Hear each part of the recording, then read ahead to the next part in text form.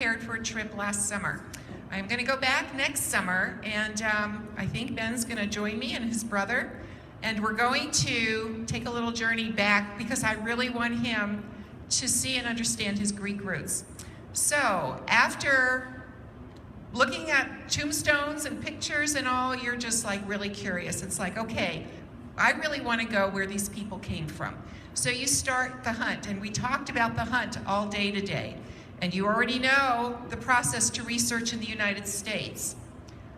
You've done everything you can, and you come to that dead end. So, this slide, I say you've exhausted your U.S. research, you've exhausted your family who are sick and tired of having you ask them questions, and you've exhausted yourself. So at this point, your next choice is to go ahead and take that trip. And remember, this is our mantra. You have to know the original surname. You have to know the exact village, because if you don't, you can take a wonderful trip, but it's not going to be fruitful for you. So the first thing we have to do is create a research plan, and don't freeze up over this.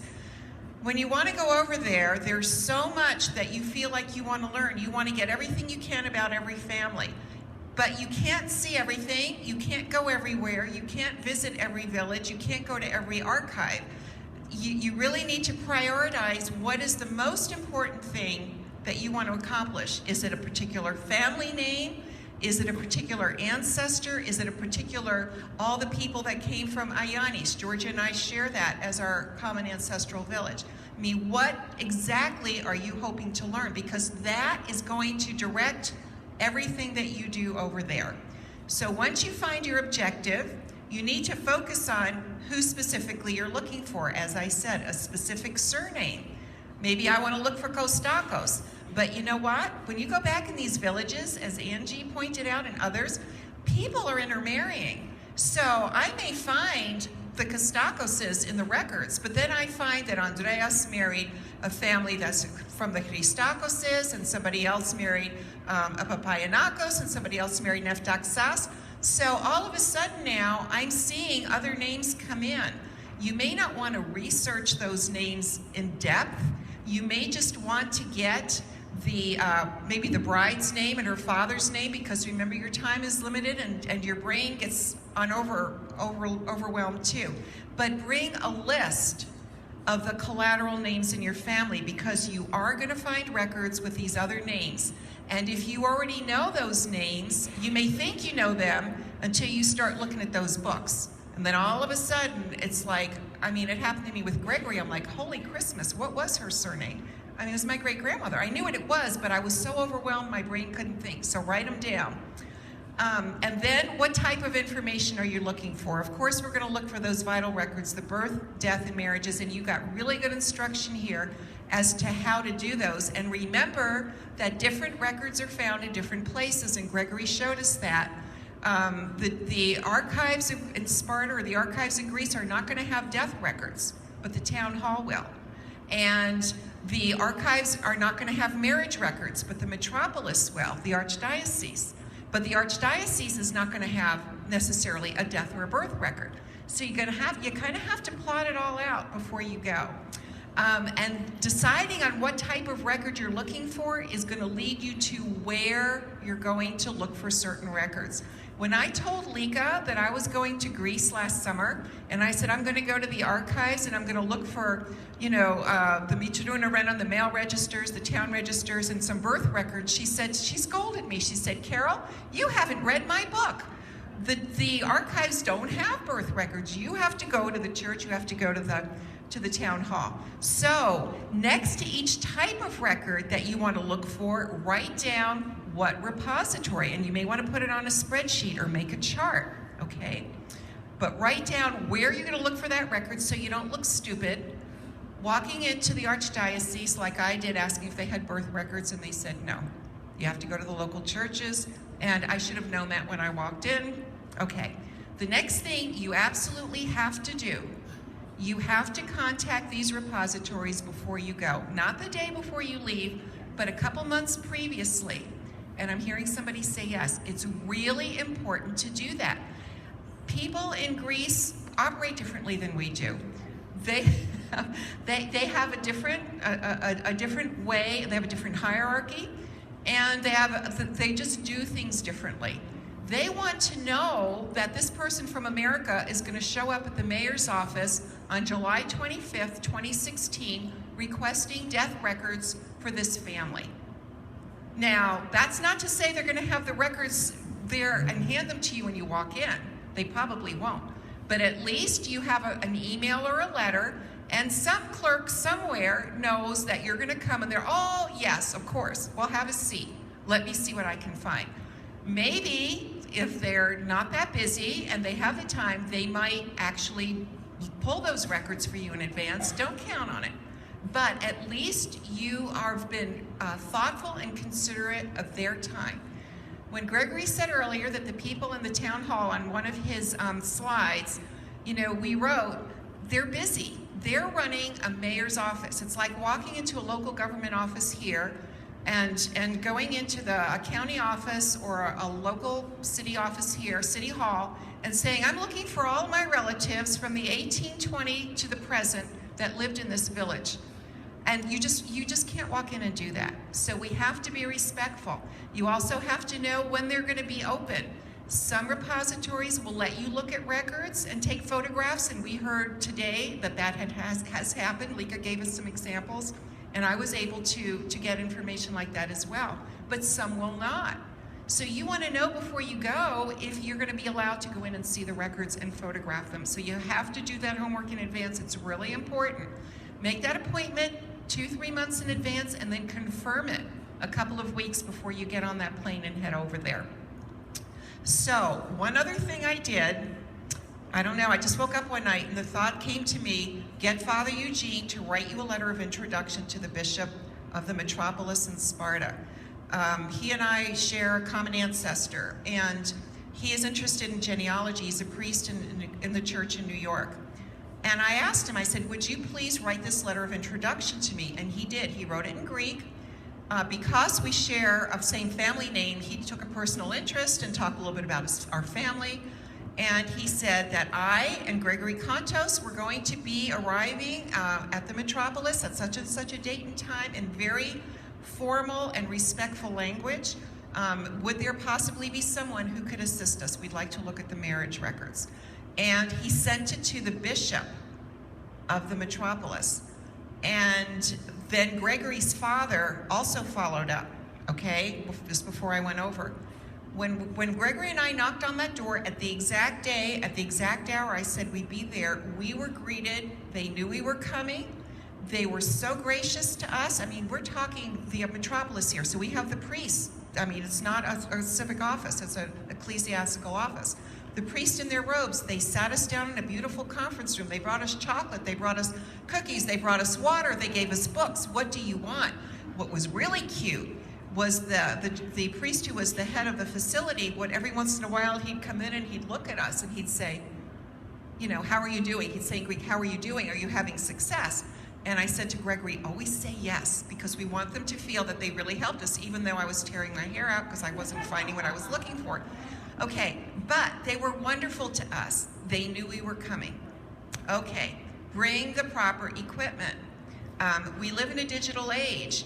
Bring your iPad or a small, like a laptop computer, a small one. Nothing big and bulky, because you're not going to want to leave these in your rental car, trust me, and you're not going to want to leave them in the hotel. So whatever you're bringing, you're going to lug with you in Greece. And if you go in the summer, it's hot, just like it is here.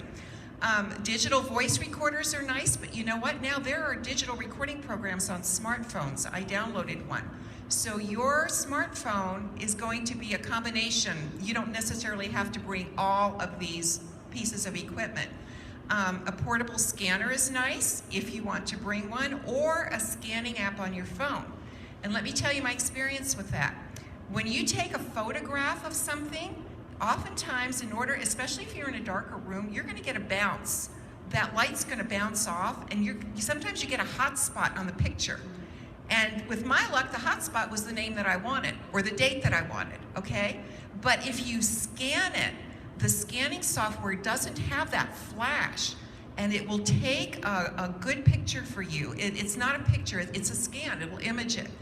Very different from a photograph. So don't think, oh, I'll just go in and take all these pictures and I'll be fine.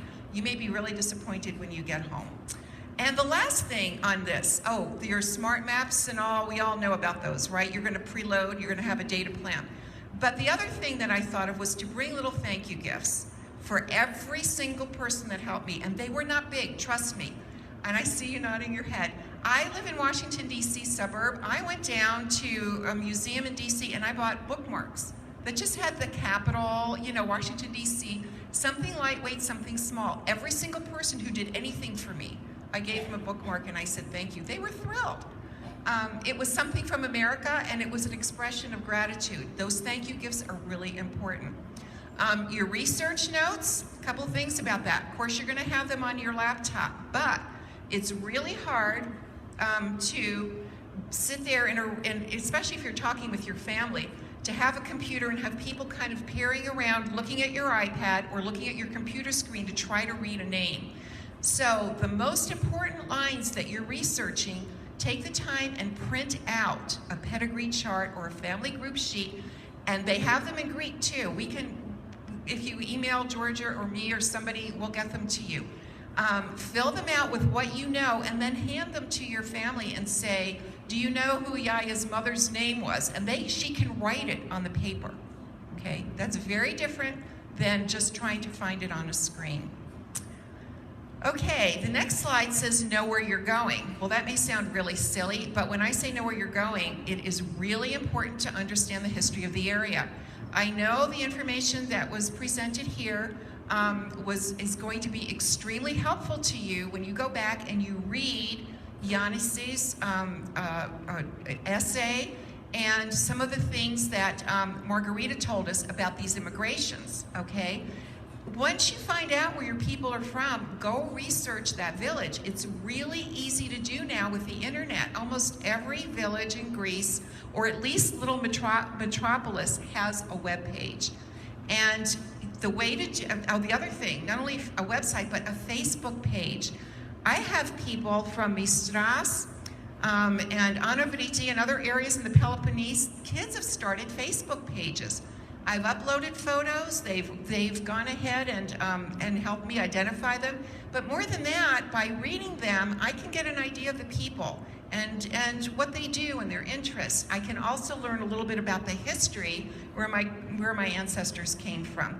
Another key I want to give you is if you use Chrome as an internet browser, Chrome you can download a translate extension for Chrome. Any page that comes up in Greek, you right-click on that page and a drop-down menu comes down and it says translate, and it will translate it into English. It is your best friend. It may not be a perfect translation, but it's enough that you can figure out that that's your village you want or a little bit information about it. Okay, the next thing that's really important is to have a plan B. And the reason a plan B is important is because life happens. So you go up to the mayor's office and the clerk who is going to help you, her mother died or her grandmother is sick and she's not there. And there's nobody else who can help you because nobody else knows the records except Giria A or Girios B, okay? So maybe you have to come back in 2 days when she comes back from the funeral. What are you going to do those 2 days? You don't want to waste them. So you got to have a plan B. The second thing is that when you go and you start finding things out, you're going to start doing these side trips. Oh my gosh, he married somebody from this village and then you're going to want to go to that village because that's part of your family. That wasn't on your itinerary. So live yourself a little wiggle room. The other thing too is when you go to the archives, they may send you somewhere else. Remember what Lika said and what we heard earlier about the changes in the areas, in the administration. Maybe books were kept in one place, but now that town, books were transferred somewhere else because for whatever reason.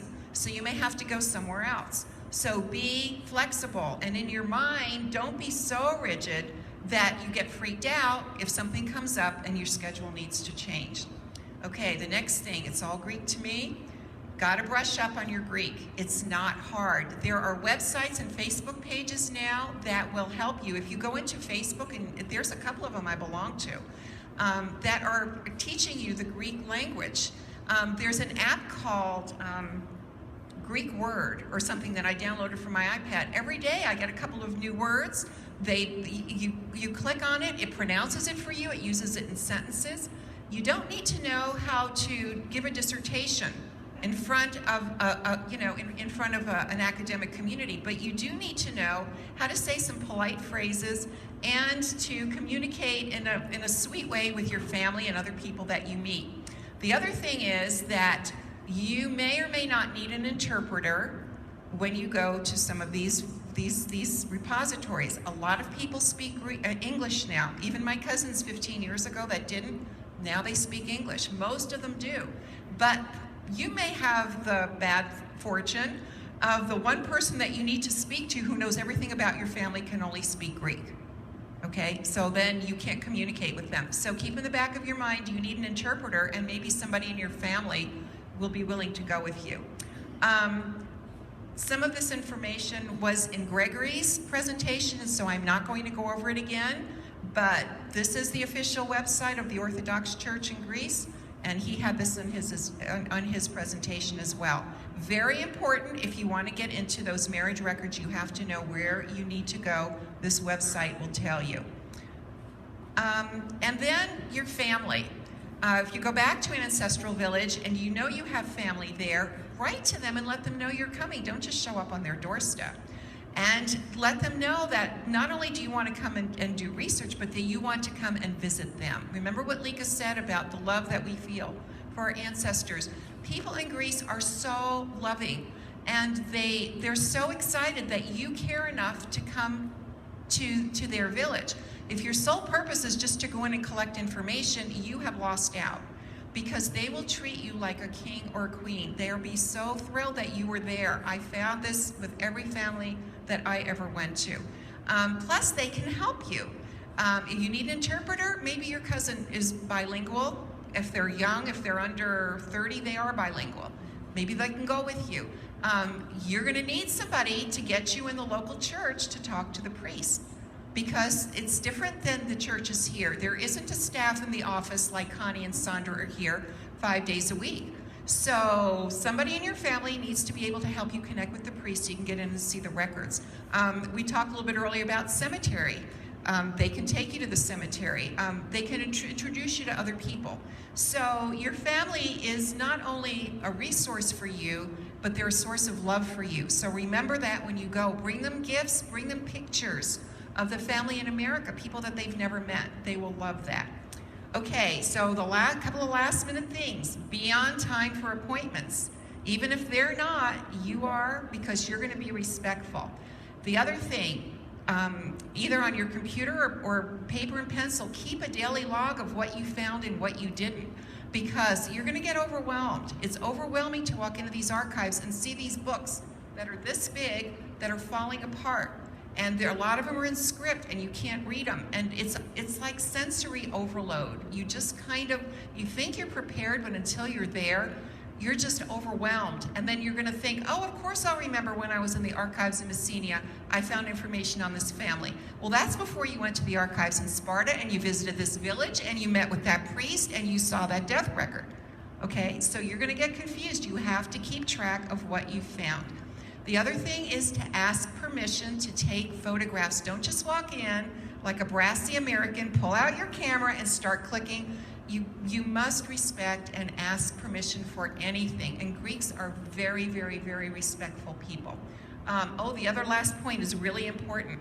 When I went to archives in Sparta, I said, are there any restrictions? Can I take the information that I found for this village and share it with anybody else? And the answer, can I post it online? And the answer was, if it's information about their family, like Georgia and I share Ioannis as a village. So if I see that one of her ancestors is on a record that I Xeroxed, I have permission from the archives to share that record with Georgia. But I just can't take it upon myself for, if someone emails me that I say, oh, you know, yeah, I find your family on this page, you know, I'll just send you everything I have. That's just not being respectful, and it could even infringe on their copyright laws. So we want the archives to be our friends and to help us in everything we do. And while you're there, just have a ball, enjoy, learn. The picture of this gentleman down there, I have some family connections in Anavridi, a mountain on the top, a village on the top of the mountains outside Sparta. And this man is a teacher, and he wrote a history of the village. Do you remember earlier when somebody said that almost every village has a book that's been written? Often they're written by teachers during the summertime when there's no school. They're academics, their minds are focused on this. This man went into all the church, the church in Anavridi, all the records, anybody who knew anything, he got information going back that isn't even in existence anymore, and he published it in a book called Anavridi. And the man whose house we were staying in took us to meet him. He was so excited to meet us. There's his book, and I bought a couple of copies and brought him home, and we just had a wonderful visit. So when you go, ask if there's a history of the village, or ask who the teacher in the village is, because every village has a school. Try to get that history if you can. And enjoy your heritage. My last slide here is, this is the village of Theologos. My great-grandmother, Stathula Zakaraiki, lived in this village. And when Gregory and I went there, and I saw this tree, it's right in the middle of the town square, and there was this sign on it. And the sign says, the generation that lived in Theologos during the years 1879 to 1880 have planted this sycamore tree and watered it, but God made it grow. Do you know what it felt like when I realized that my great-grandmother was there when that tree was planted? And here I am, 3 generations later, standing underneath it, that her family was there because they were residents of that village. When you get home, the first thing you're going to do is write a thank you note. And you're going to snail mail it, okay, to the repository, the people that helped you. You're going to copy and copy and copy again any photos that you took. Don't just leave them in your laptop or in your phone. You went through a lot of money and a lot of trouble to get them. Store them online. There's Dropbox and all other places like that, and store them on your own computer, store them on external hard drive, at least 3 copies, because that's your sweat and blood, okay? You went through a lot of trouble to get it. You're gonna organize your data, you're gonna extract it, and we're all gonna share it, right? Because we need to help each other. And that's a picture of me at the archives, no, at the Metropolis. Look at those books. That's what we run across. That's why you go on sensory overload when you go to Greece. So I want to thank everybody so much for being here today. It's just been just a great joy to have you. And I hope that we can do this again. We're all friends now, and many of us are related by blood.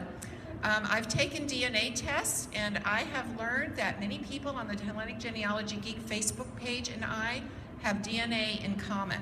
So I suggest that maybe you might want to consider taking a DNA test, and then we'll find out that we really are all from the same family. Thank you so much for being with us today.